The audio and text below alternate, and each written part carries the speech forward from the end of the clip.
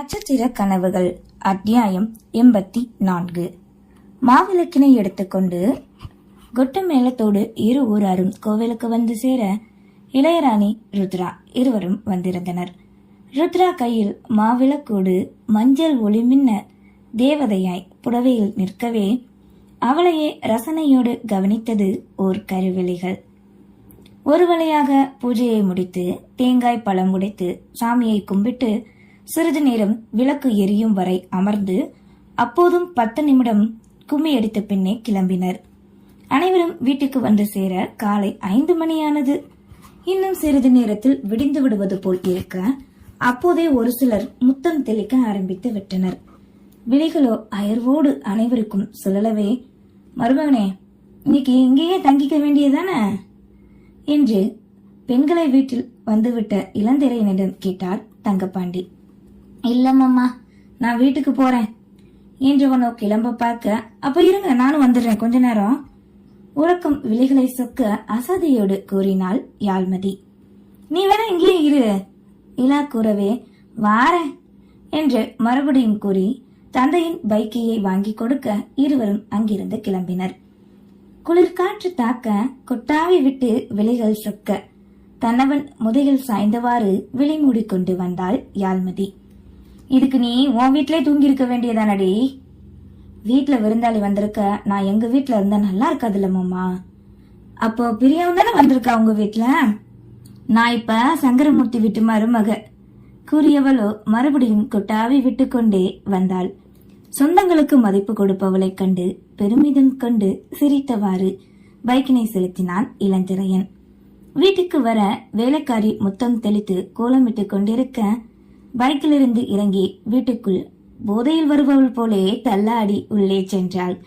பின்னே வந்த இளந்திரையனும் அவளை பூக்குவியலாக அள்ளி தன் கரங்களில் தூக்கி கொள்ள, மாமா என்ன பண்ற, விடு. அது ஹால் என்பதால் சினங்களாக கூறினாள். தூக்கு கழகத்துல எங்கேயே கீழே விழுந்து தொலைவா, அப்புறம் ஏன் உசுர வாங்குவ, அதனால அமைதியாவா ஷூ. இங்க அவளுக்குமே எதிர்த்து பேசி சண்டையிடும் அளவுக்கு தெம்பு இல்லை.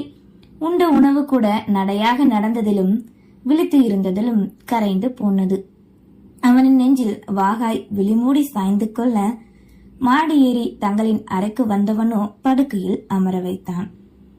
பட்டன விழுந்து தலையணையில் சாய்ந்து கொள்ள, ஏய் ட்ரெஸ்ஸ மாத்திட்டு தூங்குடி அதட்ட கேட்டால்தானே நித்திரைக்கே சென்று விட்டாள். அவனுக்குமே விழிகள் சுழல போர்வியை மூடிவிட்டு டிஷர்ட் ஒன்றை அணிந்து கொண்டு வந்து படுக்க நெஞ்சில் வந்து ஒட்டி கொண்டாள். இப்போதெல்லாம் யாழ்மதிக்கு தலையணையே தன்னவன் நெஞ்சம்தான். மென்மையாய் வருடி கொடுக்க அவளோ இன்னும் அழுத்தமாக எதையோ தேடி அவனுள்ளே புதைந்தாள். மதி, நீ காப்பு கட்டியிருக்க எச்சரிக்கையாய் அவன் கூற சட்டென விலக முயன்றவளை இழுத்து அணைத்து நெஞ்சத்தில் சிறைப்படுத்தி கொண்டான். தூங்குடி. நான் ஆல்ரெடி தூங்கிட்டேன். முணுமுணுப்பாய் சத்தம் வர அவளின் இதழ்களோ விரிய இன்று நடந்த இனிமையான நிகழ்வுகள் எல்லாம் அசை போட்டவாறே தூங்கினான். 9 மணி போலே கண்விழித்த இளந்திரையன் மணியை காண திரும்பி பார்க்க இன்னுமே ஆழ்ந்த நித்திரையில்தான் இருந்தாள். 11 மணிக்கு அபிஷேக பூஜை நடப்பதாகவும் பால்குடம் நேர்த்திக்கடன் செலுத்துபவர்கள் செலுத்தலாம் என்று நேற்று அறிவுறுத்தி இருந்தது நினைவுக்கு வந்தது. மதி மதி மனைவியை உழுக்கவே பூனையை போல் சுருண்டவளோ விழிகளை திறக்கவே இல்லை. அவள் படுத்திருக்கும் தோரணையை கண்டு நீண்ட பெருமூச்சு விட்டு குளியலறைக்குள் புகுந்தான். பின் கீழே இறங்கி வர அனைவரும் எழுந்து காலை உணவு உண்டு கொண்டிருக்க, எங்கடா உன் பொண்டாட்டி விஷாலாட்சி பரிமாறியவாறே கேட்டார். தூங்குறாமா, நான் உசுப்புனா எந்திரிக்க மாட்டா, நீங்களே போய் 4 அடி அடிச்சு உசுப்புங்க அவளை. அவளுக்கு தினமும் இதே பொழப்புதானாடா, இவ்வளவு நேரம் ஆகி தூங்குனா நல்லா இருக்குமா. இதுல தேர்தல் நின்று ஊர் தலைவியாக போறானா, வீட்டையே பாத்துக்க தெரியல, இந்த கழுதைய வச்சுக்கிட்டு என்னதான் பண்ண. விஷாலாட்சி வழக்கம் போல் புலம்பவே, அடியை எதுக்கு இப்ப அவளை திட்டிக்கிட்டு இருக்க, மாவளுக்கு பூஜை முடிஞ்சு வந்ததே விடிஞ்சதுக்கு அப்புறம் தான் வந்திருக்கா, இப்பவே கோயிலுக்கு போக போறோமா என்ன. இல்ல அப்புறம் என்ன, கொஞ்ச நேரம் தூங்கட்டும் புள்ள. சங்கரமூர்த்தி தன் செல்ல மருமகளுக்கு பரிந்து பேசினார். எல்லாம் நீங்க கொடுக்கற இடம் தாங்க. ஆமா அப்படித்தாண்டி, முதல்ல நீ விருந்தாளிய கவனி. இங்க தமிழ்ச்செல்வியின் பார்வையோ அடிக்கடி ஆதிரனை கண்டது. இவள் காணாத நேரம் அவனும் காண கண்ணாம்பூச்சி ஆட்டம் அரங்கேறி கொண்டிருந்தது. காலை உணவினை இளந்திரையன் உண்டு கொண்டிருக்க, டேய்லா உன் ஃப்ரெண்ட்ஸ சாப்பிட வீட்டுக்கு கூட்டிட்டு வாடா. அன்னை கூறவே, அவங்க வர மலைக்கிறாங்கம்மா, நீங்க பேக் பண்ணி கொடுத்துருங்க, நான் கொண்டு போயிடுறேன் என்றான். பெங்களூரில் தன்னோடு வேலை பார்த்தவர்களை பொங்கலுக்கு அழைத்திருக்க 4 வந்திருந்தனர். நேராக நேற்று மாலை நேரம் ரயில்வே ஸ்டேஷனில் இருந்து வீட்டுக்கு அழைத்து வந்து கொண்டிருக்க, டேய் நாங்க வந்ததே என்ஜாய் பண்ணதான், ஒழுங்கா வேற எங்கேயாவது கூட்டிட்டு போயிரு. நாங்க என்ஜாய் பண்ண உன் வீடு செட் ஆகாது. பேரண்ட்ஸ கூட கோவில்ல வச்சு நாங்க மீட் பண்ணிக்கிறோம். தங்க வேற ஏதாவது ஏற்பாடு பண்ணுடா என்றதும் சரி என கூறி தோப்பு வீட்டுக்கு அழைத்து சென்றான். கோவிலில் வைத்து குடும்பத்தாரினை கும்மி அடிக்கும் போது அறிமுகப்படுத்தி சிறிது நேரம் இருந்தவர்கள் பின் கிளம்பலாம் என்று காரின் அருகே வர, அங்கே யோகமித்ரன் இருக்கவே அவனுக்கும் அறிமுகப்படுத்தி வைத்தான். மாவிளக்கு பூஜை நடக்கும் போது தன் நண்பர்கள் வந்து இருந்தது அனைத்தையும் நினைத்து இப்போது உண்டு முடிக்க வேலைக்காரியும் உணவினை கொண்டு வந்து கொடுத்தார். அதனை இளந்திரையன் வாங்கிக் கொள்ள, நம்ம வீடு தானடா, வர்றதுக்கு என்ன அந்த பிள்ளைகளுக்கு, சரிப்பா ரொம்ப நேரம் ஆகுது, போய் கொடு, பசியா இருப்பாக என்றதும், நான் கொடுத்துட்டு வீட்டுக்கு வந்து கிளம்பி கோயிலுக்கு வந்துடுறேம்மா, நீங்க எல்லாரும் கிளம்பி போயிருங்க, எனக்காக வெயிட் பண்ண வேண்டாம் என்றவனோ அங்கிருந்து சென்று விட்டான். அதன் பின் அனைவரும் கோவிலுக்கு செல்ல கிளம்ப தமிழ்ச்செல்வி சென்று யாழ்மதியை எழுப்பிவிட்டாள்.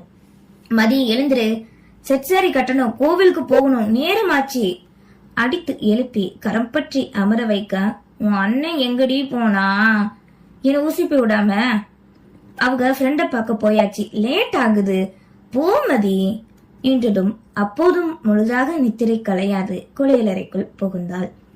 பின் தமிழ்ச்செல்வி கீழே சென்றுவிட அனைத்து பெண்களும் ஒன்றாக எடுத்த புடவையை குளித்து முடித்து கட்டி கண்ணாடியின் முன்னே நின்று அலங்கரிக்க ஆரம்பித்தாள் யாழ்மதி.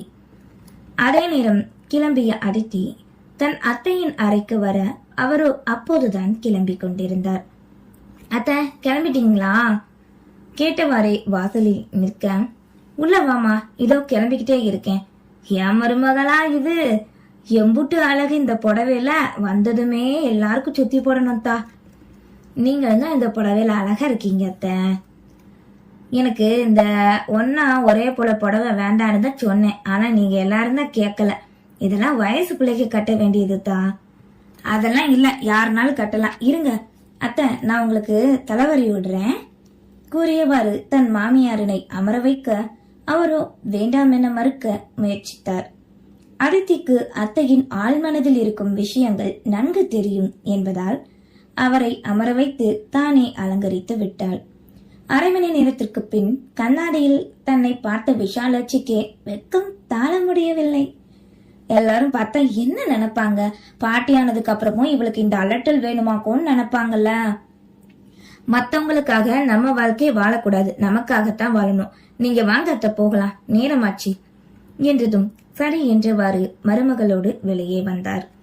தமிழ்ச்செல்வியோ அன்னையை கண்டு வியந்து, அம்மா உன்னை யாருமா எனக்கு அம்மான்னு சொல்ல மாட்டாங்க, அக்கான்னு தான் சொல்லுவாங்க, பர் செம்மையா இருக்கம்மா பாராட்ட பேரானந்தம் கொண்டார். எதையோ சாதித்த பெருமை, அடையாத இன்பத்தை அடைந்த திருப்தி.